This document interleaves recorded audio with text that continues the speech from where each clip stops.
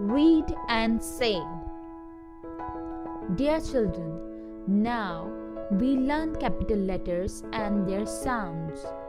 We shall look capital letters and say aloud.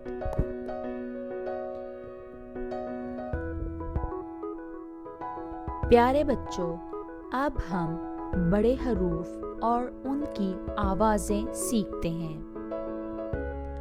हम बड़े हरूफ को देखेंगे और ऊंचा बोलेंगे। Capital letter A, A, A. Capital letter B, B, B, B, B. Capital letter C, K, C, K, C.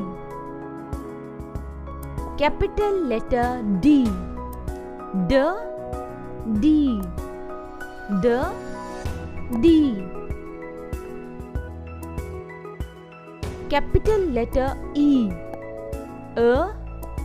E, E. Capital letter F,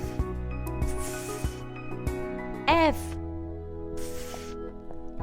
F.